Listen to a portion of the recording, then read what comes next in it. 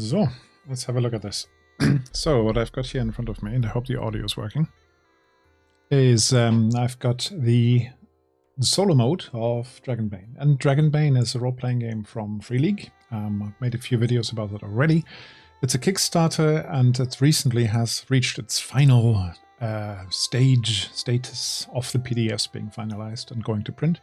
So it was a good time this week because I got the whole package of all the different content and all the different books in my inbox, and I started going through them, and I thought, okay, I want to try out this solo mode. So I've made a couple of videos already about how I set myself up for this.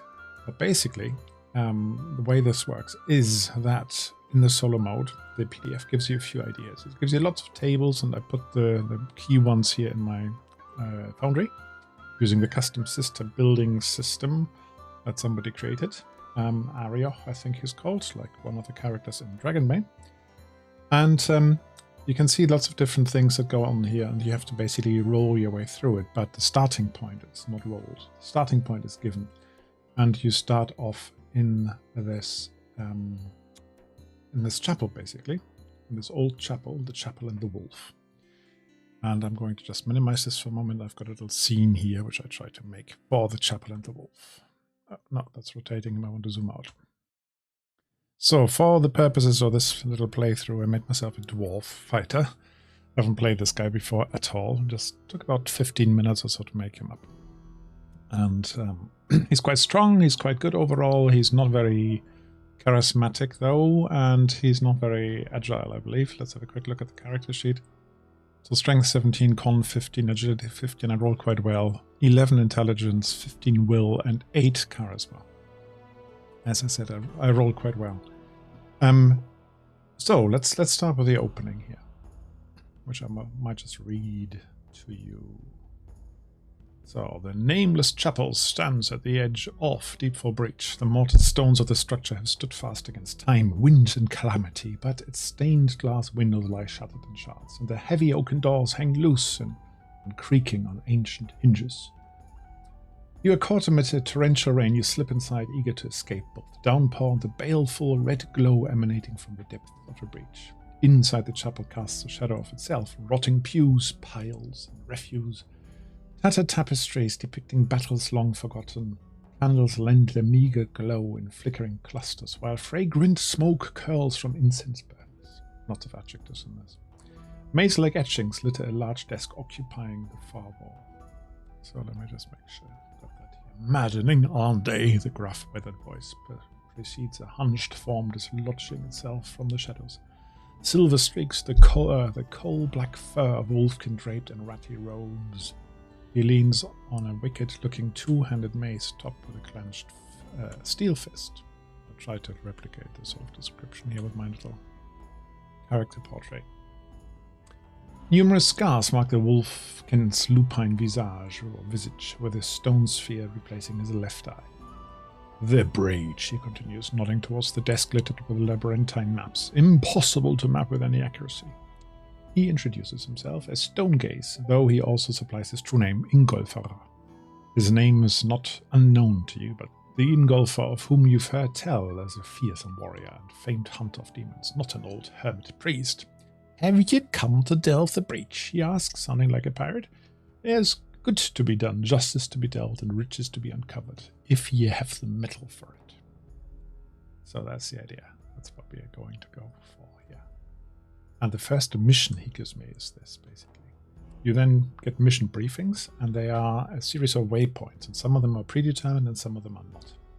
So it talks you through this here and how to then roll them. But the first one in this little single-player campaign is the Captive Orc. So the leader of a sect of demon cultists holds the Worldbreaker Shard, the tip of the abyssal spear that split this land and created the breach. His power cannot stay in their grasp. Foul magic clouds their location from my sight, so ye must locate the shard through other means. Seek below a band of cultists transporting a prisoner, an orc named Gorum. Gorum knows the location of the cultist outpost and may serve as a valuable ally in the days to come. And the next thing that there is a threat, and this threat basically persists in the background. It's a trio of goblin scouts plundering the breach, looting ancient crypts, and robbing any who wander across their path. So basically, whenever there's a delay or complication of some sort, you increase the threat. And I've got my little threat meter down here, which is a party resources module. And as soon as it reaches 6, I might have a problem. So let's hope it doesn't reach 6. So the first waypoint is then a sloping corridor carries you into the oppressive reach. So I've got that here somewhere. So I basically copied this across into my little journaling section of Foundry. And tread softly lest you wake the creatures of fang and wing nesting within the cracks and hollows of this ancient passage. So now I'm not very good at sneaking, but to me that sounds like a sneaking challenge. So that's this bit here. So what's going to happen? And if you want to participate from the chat, then please do. Yeah, if you want to say either roll something or make suggestions on how a scene pans out, then please do so. I'd be quite interested to hear that from you. My roll, I think, yeah, you should be able to see my rolls as they come through. Good. So I'm going to try and sneak my way down. Now, sneak is not something I have learned. I have in any way enhanced. If I make this small, unfortunately falls to pieces the layout. So sneaking, I've got 12 because I've got it. Actually, I have learned it. Oh, ha. What do you know? So you click on it and it rolls a d20 and I got a 17. So it's a fail. Now I can already decide whether I want to push this, yeah, or I would have to deal with the consequences of waking something up. So I'm going to try and push this. Let's see how that works. For that I will 16. I will have to take a condition already. So I said I'm disheartened. So I have Unforgiving and I've got Veteran as well. And you get an extra heroic ability. I've chosen, there's 2 on offer, and I've chosen the first one, Army of 1. So let's see, what would I be waking up? It says there is a creature of fang and wing. What does that sound like? Does that sound like a harpy, maybe? Have I got a harpy in the book? Let's see. No, I don't have a harpy in the book. What shall we use? And this is one of the problems of not having a fully equipped system, of course. I can't think of anything. Orc, it's not an orc. It's not any of these. So we have a quick look at whether there's a harpy in the rules book. Harpy. So I have to put this together. So I have a harpy. Ferocity, once per harpy. Now it is a swarm size. So how big should the swarm be? What shall we say? Now there's lots of tables to help you out. So for example, it could be the fortune table. And the fortune chart here has on it yes, no is the first column and the number is the second. So I'm going to roll on that. And it's few. Now few I would say is a d6. D6 harpies. Don't roll a 6. Roll a 2. So it's 2 harpies. I swear I still have the wrong thing on there. So 2 harpies. That means they only have ferocity of 2. That means they can attack twice just like me. So I created a little harpy monster. Let's see whether I get this done, because I haven't really used this Custom Systems Builder a lot at all. Template. Right, harpy. The minion? Yeah, it's probably a minion. Doesn't work. Okay, I have to do it by paper. That's alright. I've got my piece of paper. So 2 harpies. So 2 harpies. Movement 24. They can move a lot on hit points. 12 per harpy. Oh dear, that's going to be a tough fight. Have they got armies? Armor? No armor. So can only be engaged with ranged weapons or long melee weapons.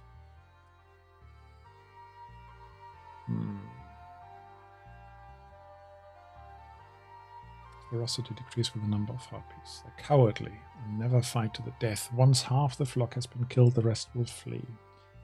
So I can actually not really attack them with a lot of the stuff I've got. What can I attack them with?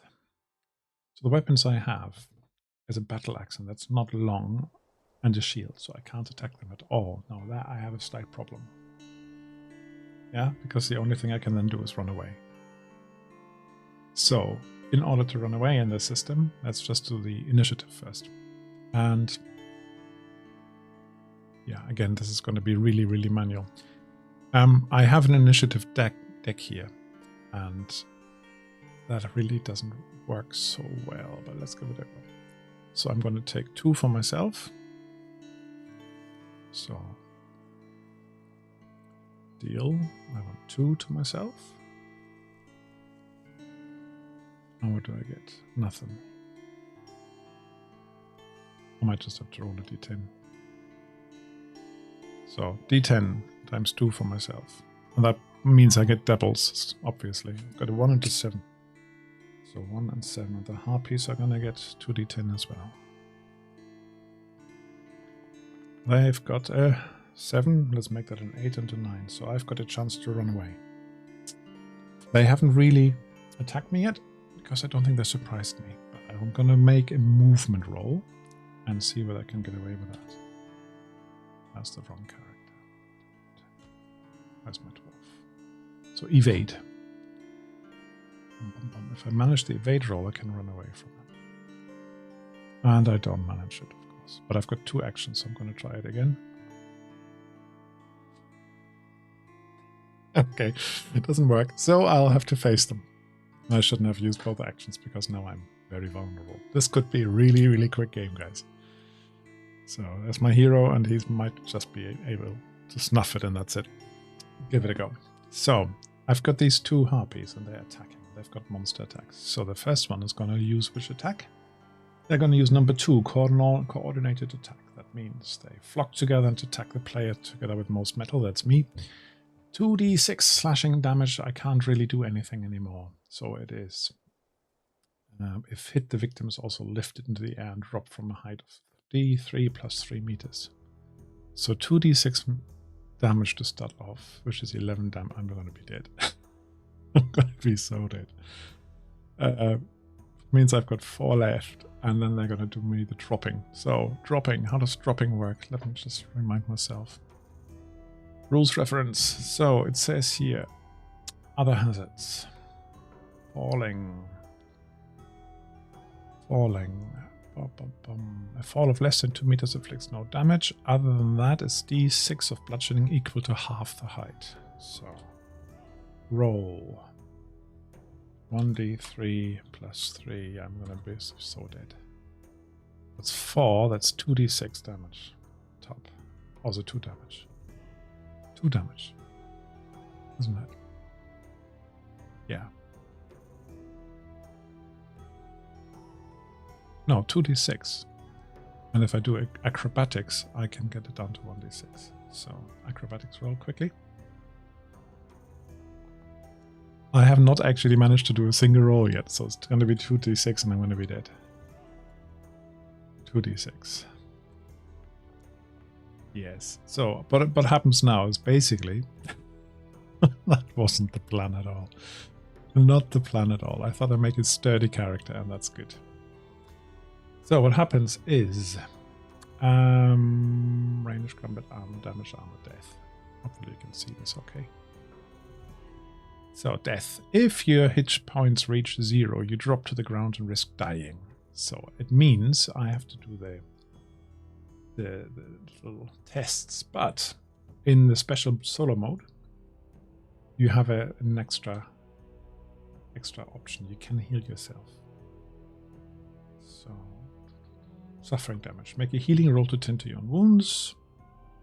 Past that point, attempt to rally yourself while at 0 HP without a bane to the persuasion roll, or attempt to save your own life with a healing roll while at 0 HP. So persuasion or healing. Now my charisma is really, really poor. So persuasion is not going to work very well. For healing, I've got 5. Okay. I'll try to do that. Heal myself. Hallelujah. And then it says healing is fate. page 50 in the book. Let's have a look at page 50. This is really... I might have to start over. So, 50 was 50. 49.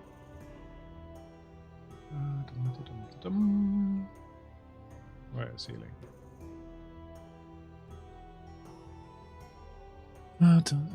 This is not... That doesn't say healing, does it?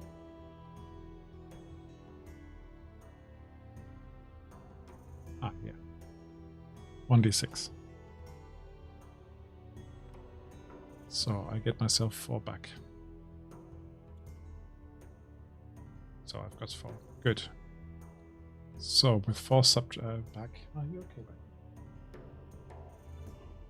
back? 4 back. What's my chance now? I try to run away with the other action, I suppose. Because I can't attack them. So it's going to be evade again.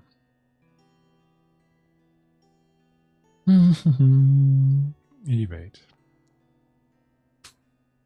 Hallelujah. So I managed to get away from them. I'm going to make that slightly easy. And I go back to the first room. Now, there I can rest. There's no time pressure for me. You can always leave the dungeon if you want and come back later. So there's no particular time pressure on this. So I'm going to rest for a long time, a full rest. And I'm going to try it the same again next day. Now this time I'm going to be prepared. I have the grand total of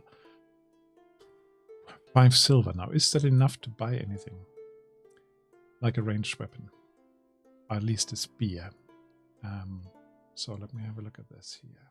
At the rules and find the weapons table.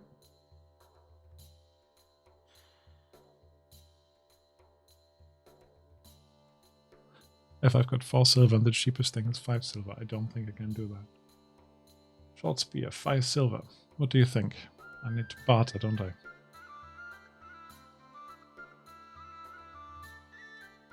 Does anybody want to donate a couple of silvers here? Come on, help me out. So, I'm going to play that I want to barter. Now, my bartering is really piss poor. Excuse my French. Ah, and that wasn't right, sorry. I shouldn't be disheartened anymore. So, bartering. No, I can't afford a spear. So I'm just going to say that I'm going to have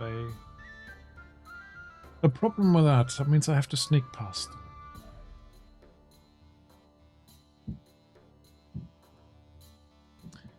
Unless somebody wants to donate, as I said, a long spear to me. So I put a long weapon.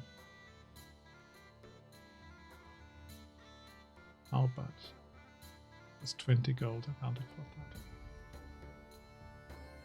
Is there anything I can afford? Sling, maybe. No. Club. The staff. Staff isn't long enough. Ranged weapon. I could afford a sling, but I don't know how to use it. From memory, do I? No, crossbow.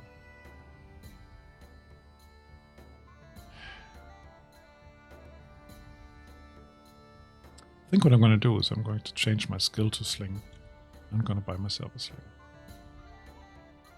GM Fiat. So, sling.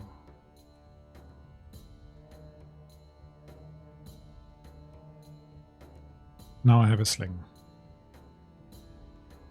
And then I dare proceed again to the room, carefully sneaking through the first room.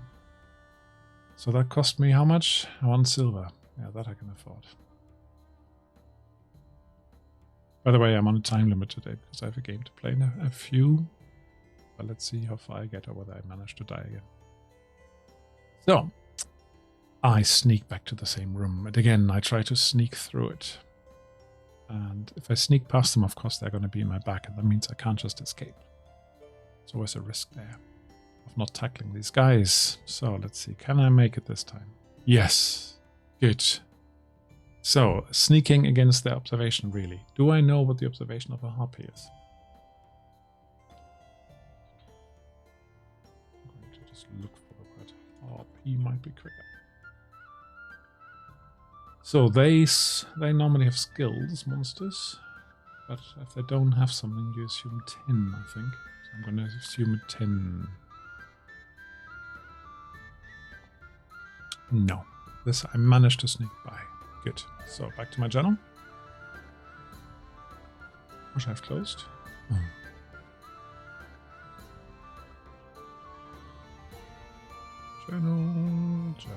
Journal. Yeah. So, after being chased off and injured by 2 harpies, I return with a sling on my belt and manage to sneak past the feathered fowl. So they are, however, in my back. Good. The next room I come to is... didn't need unforgiving. Next one is the charred tomb. Fire long ago ravaged this once grand mausoleum. It holds 5 remaining sarcophagi amid piles of ash. Find here a path through a door hidden within one of these coffins, but disturb not the scorched dead nor the hidden trap. So what that means is I've got a chance. There are 5 coffins. 1, 2, 3, 4, 5. 20% that I get the right one right off the bat. And then I'll say that there's a chance before I open it to spot whether it's the right one or not. So, first question. Is it the right one? Roll up to 20 on a D100 is going to be the right coffin. So let's see what I get. It's not the right coffin. So coffin 1. Coffin 1. Not the right one. Did I notice it? With spot hidden. Did I notice it? Spot hidden. I did not notice it. Didn't notice. So the question is it going to be a trap or a scorched dead? So if it's under 50, it's going to be a trap. If it's over 50, it's a scorched dead. It is a trap. Now there is, on my GM screen here, there is a table for traps. What sort of trap? It's a flaming spout trap. So it says, if the trap is not yet sprung, use spot hidden to stay out of trouble. If you activate the trap, let's say I have, and you can respond, make a roll such as evade to avoid its effect. So, okay. Can I jump out of the way with my evade? Evade. Ah, good. So that's a dragon, which means I roll out of the way really, really swiftly. And I get to take the skill for a later development point. You can't see all the skills. I keep forgetting that. So, good. That's done. I managed to escape that. Now, the next one. So, flame spout trap. Scorched, that's why it's scorched, because I put fire traps in it and something went off. Dodged it. So, coffin number 2. Yeah. If you're still watching, great. But feel free to contribute if you want to. So, coffin 2. Is it the right one? Now that's 4 left, so under 25 or under, it's going to be the right one. 82. Not the right one.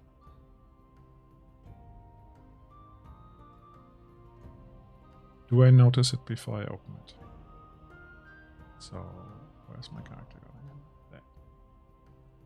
Do I notice it before I open it? No, because I'm dumb. Don't notice. So, didn't notice. Is it going to be an undead? Or is it going to be a trap? If it's under 50 or under, it's a scorched undead. 41. So what we have now is a skeleton that I have to fight. Skeleton climbs out. So as I push off the lid or open the lid of the coffin, a skeletal hand comes out. So have I got a skeleton here? He can go. He's not with me anymore. Skeleton. I think I've put a skeleton on it. Skeleton archer. He'll have to do. Oh. Apparently, I haven't actually set the token image. Why not? It's here.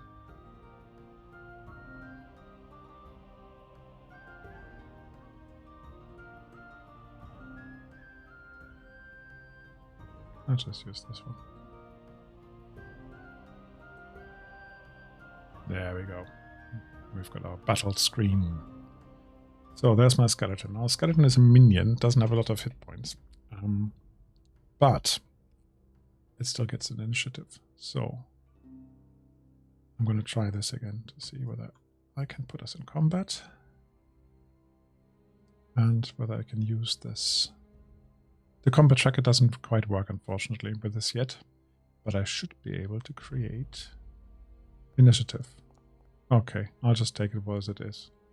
I also need to duplicate myself. And now I'm going to do D10s. It's easier. So skeleton first. D10.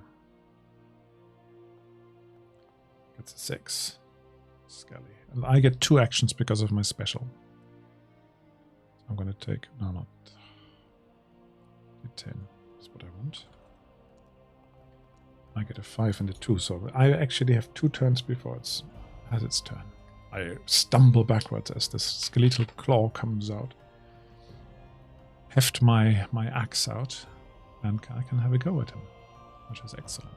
So, for that you go to combat, you find the axe, skill, axes, and you have to roll well. So that's 1 hit. I'm just going to do both at the same time. 2 hits. It's 2 hits. Now, it can't really dodge because it's just coming out of a coffin. I'm going to rule that. Don't think it's going to have much of a chance. So, first attack causes it 17 damage.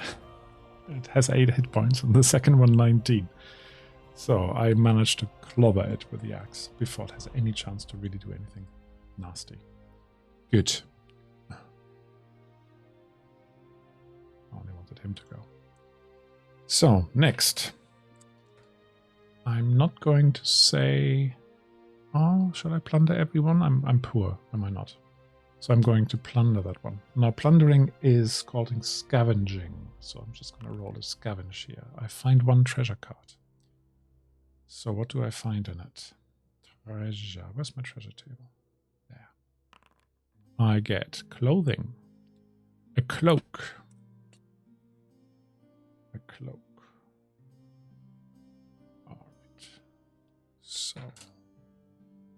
cloak, an old skeletal cloak. Do I want to wear it? Don't know. I'm gonna put it on, maybe I can sell it. So, next coffin, isn't it? Captive Orc. Coffin 3. Is it the right one? No, there are 3 left. If it's 33 or less, that's gonna be the right one. It is the correct one. That's the right coffin. And this coffin has a secret passage in it. It's got a lever in it. You pull it in there, a secret passage opens. So what happens now is that I can actually proceed to the next room. The next room is unknown. And that means I have to roll for it. So if you look at the little guide here, the first thing you do is basically say what sort of location it is. So it's called, what is it called? An area location detail is not the first one. Area table is the first one. So I go to my little GM screen here where I put all the tables on it. And I'm going to say area. Location details. That's not the right one, is it? Oh, did I not put the area table up? Okay. Let's go up here. Area. Roll it. And it is a subterranean river I come to. Subterranean river. Subterranean river. what's in it. We now have to roll a d4, or how many details I need to roll in this section. And there's 2 details I have to do in this section. And for that one, I've got the location details. So I roll it once, and I roll it twice. There's unnatural darkness, and there are lots of arcane symbols. Darkness. Now, of course, I've got my torch on me. Arcane symbols, so I can deal with the darkness, but these symbols are intriguing because they glow in the dark. I wonder what they mean. Do I know anything legend-wise about it? Let's have a look at skills, legends, myths and legends. I have no idea what they are about. Good, because otherwise I would have to invent it on the spot. So that's not actually any obstacle really, is it? That means I can actually proceed to the next waypoint. So I need the area table again. And now what I'm going to do is I'm just going to put this onto my table index. So I don't have to go digging for it. Tables, area, where do I put it? I guess here. Pull that across. Save it. And now if I open my GM screen, I've got the... I don't have the GM table. Do not save it.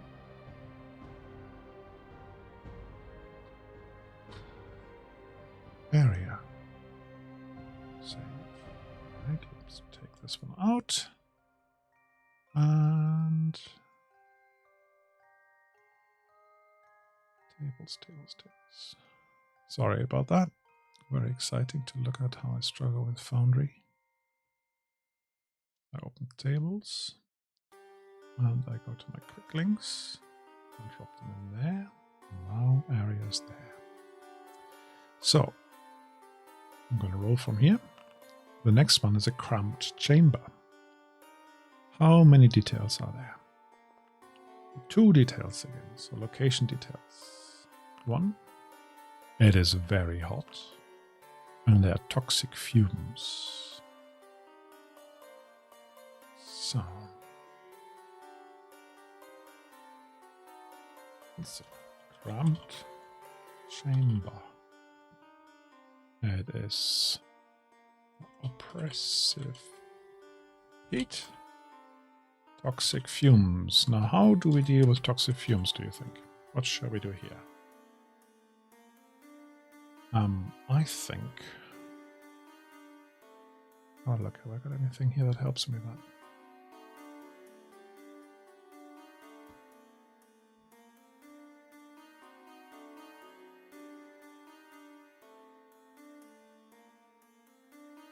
No.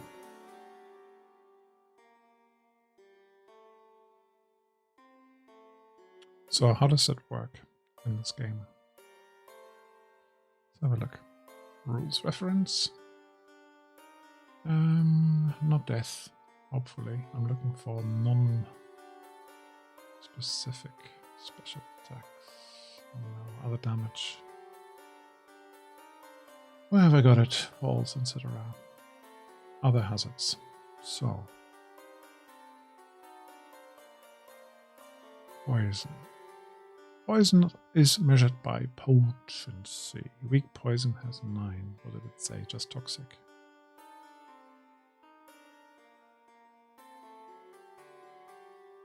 So let's see. How strong is this poison? I'm going to ask the fortune table.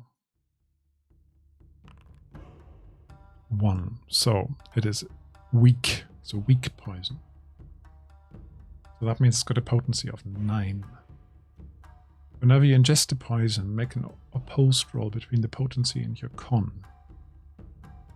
So I roll for the poison first. That's a 9 that needs.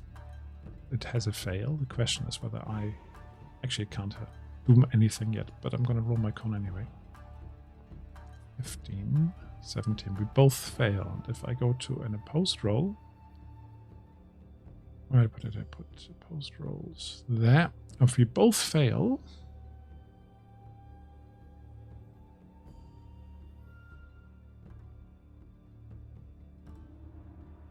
yeah, I guess that means I managed to get through. Good. I zoom through this room because it's far too hot to do anything. Now, and this in the interest of time. The fiendish altar room is right at the back. There are cultists here. They have taken refuge here with their prisoner, and that's the Gorum, the orc that I need to free. My sight cannot glean their aims, says Ingolfr, but the blood-stained altar at the center of this chamber has seen countless deaths at the hands of those seeking parley with demonic forces. But I sense fear, hesitation in these cultists. They'll not die needlessly for their cause. I suspect free Gorum from their clutches. So I'm just going to change my scene that I made for this one. And put myself into it. So this is the scene I see for me. Number 1. How many cultists are going to be here? So, fortune chart. Few. What's few? 3? 3 cultists? I think that's few. So, 3 cultists. 3 cultists. So, what else do I need? I need to do the area details. So, how many do I'm going to draw? I'm going to draw 3 area details. So, location details. 1. There's cracked terrain, crumbling terrain, and dripping water. None of them are very exciting, are they?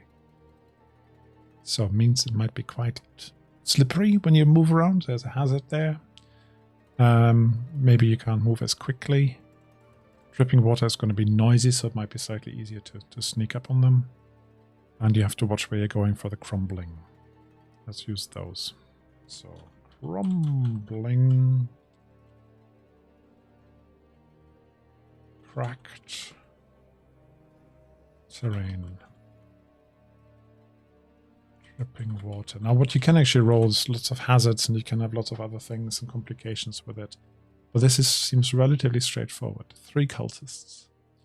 What am I going to do with them? I now have a sling. I could try and sneak up on them. Or I could try and sneak, but my sneaking isn't really so good. We've seen that. I could sneak up to the orc. So, any suggestions, let me know.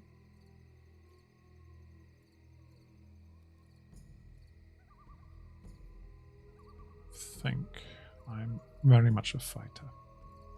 But it would be daft to just storm in. So I won't do that. Instead, I think I'm going to use my sling for the first time ever. And see whether I at least can disable or hurt one of them from a distance. I could say that I'm going to cause a hazard by throwing this at a stalactite and that drops down and distracts them. Too complicated. I'll just go with the sling.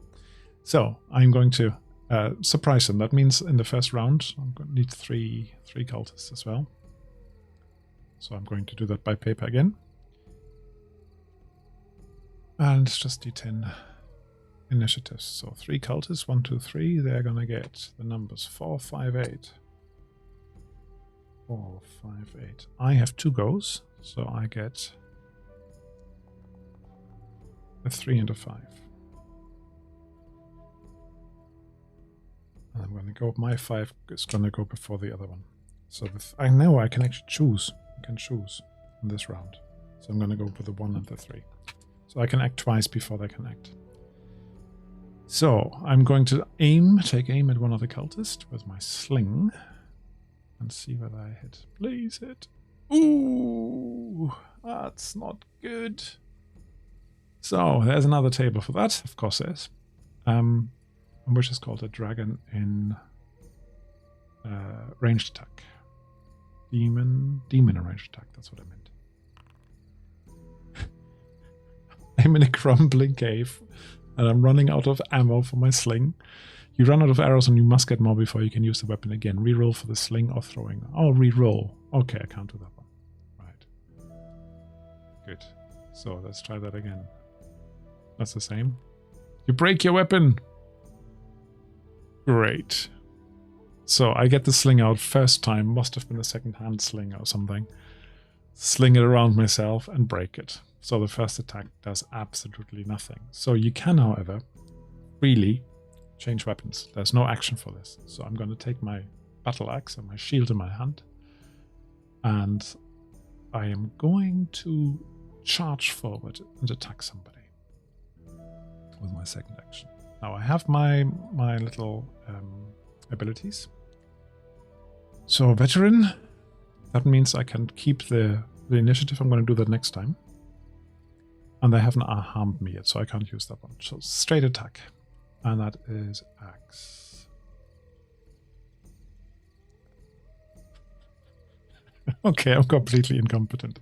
So I storm forward, stumble a bit, wave my axe about, don't hit anybody. So I've got 3 minions attacking me back. So for the minions, there's a particular little character that I created. And they basically have axes or similar weapons of 12 hand axes. So I'm going to have 3 attacks from them.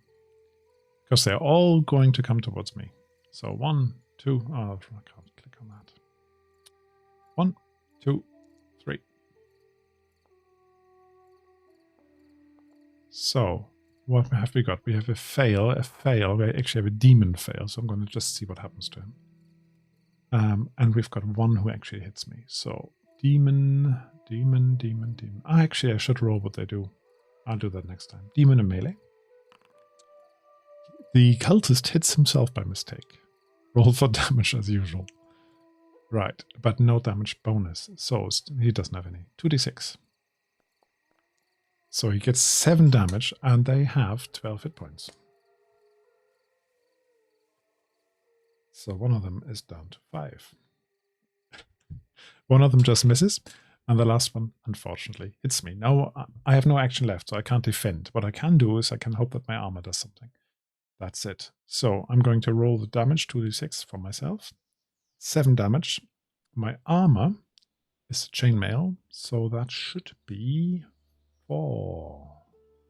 I just realized I haven't adjusted my movement for the agility. Oh, sorry. Leather studded? No, that's not it. Where's my chainmail gone? I know I have chainmail. Did I not pull it on? I'm not familiar with this yet, but I'm pretty sure somewhere I should say if I had armor. Doesn't say. Right, so chainmail. I forgot that bit, but I do have chainmail on. So let's find it. Chainmail 4. That was correct. So it is slashing, so I get 6 armor against it. My hand axe is slashing. So that gives me only 1 damage. That was lucky. So 1. So in that case, I'm now going to use my veteran, which means I spend 1 willpower point. And then I can retain my initiative card. Because I've got 2 initiative cards, I'm just going to say I need to spend 2 to retain both of them. I can then attack twice. Attack the first one. Let's see. Keep clicking the wrong thing. That's more like it, isn't it? So that means I can now choose to increase the damage. This is the critical damage here. Or I can ignore armor. They don't have armor. Or I can attack a second target. Which is what I'm going to do, I think. Let's see how it goes. So I'm going to roll the first normal damage on one of the cultists. That is 12, and that's enough to actually slay one of them. And then I'm going to attack the second target. I just need to see whether I need to roll for that again. So, crits.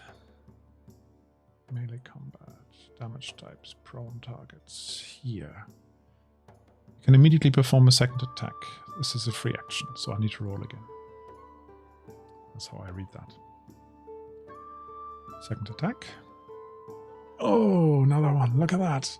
How does that work? Can I attack again and again and again? Let's see. So that is pretty nifty, actually. 2 1s in a row. So the next one is falling over anyway. So what do you think? Chat, do you want to Shall I just attack again because I had that dragon again? I think that's what I'm going to do. I'm going to rule it that way. And a really good hit again. So, a third attack. Yeah. So, in a frenzied flurry of axe strikes, the dwarf storms forward, fells them all, stands over their bodies, and frees the orc. And says, what's his name again? More? What was his name? What was his name? Remind me. Captive Orc. Gorum. I'm freeing Gorum from their clutches. So that means I'm down in the lair now. While I'm in the lair, I'm going to just see what I can scavenge. Scavenge. See, can I scavenge? 1 treasure card. And please don't make it another item of clothing. It's a grimoire. So it's a 3. It's a grimoire for mentalism, which doesn't help me one bit. And then I need to roll a d4. How many spells are there? A grimoire with 2 mentalism. Was it mentalism? Yes. 2 mentalism. Spells. I'm going to sell that. So, equipment. Looting it. From inventory. Where's my plus for the inventory? Grimoire with 2 mentalism spells. To be honest, I would have rather had some money. But okay, now I have to go back. Now I'm doing for time. I'm going to just say I'm going to have to do one last sneak to get past them. Upstairs, the harpies, to get back out. And please, just make it happen. Otherwise I have to stop playing here. So, spell, skills, abilities, sneak. Yes! I managed to get past the them, I think. Let's see. Unless they have a dragon on noticing me. No, they don't. So I managed to run past them, or sneak past them, get back to my mission giver with Gorum in tow, and I finished the first mission. Now what happens at the end of the first mission, you basically get 5 development points, advancement marks or points, and you can skill all, you can roll to try and improve the ones where you had a dragon or bane. So let's see, can I improve my evade? That means I have to fail this roll, so this one goes up by 1. Good. In combat, I had a 1 on the axe. No, don't increase this one, and on the slings, don't increase that one either. And then I get 5 more advances. So I'm going to go with... What were we missing? I was definitely I need some healing. So I'm going to put them in here. 1. Sneaking, I need more of that. 2. 3.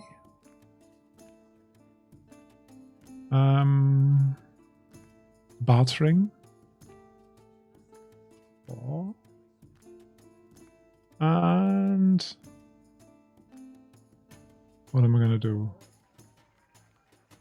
What am I going to do? Spot hidden. There we go. So, and that is where I'm going to say I finished the first mission. It's a bit of a sudden ending, but I do need to get into my other game. I'm going to play some Mutant Year Zero today. And I hope this was instructional, maybe even a little bit of fun. If you've got any questions or comments, then please do let me know. And where's my wife is talking loudly just outside my door. And yeah, if you liked it, leave me a like, leave me a comment, leave me a sub. Yeah, if you want to play along at some point, then please do. You can play this with 2 or 3 players in this mode. And I'll be seeing you soon. For now, however, that's all.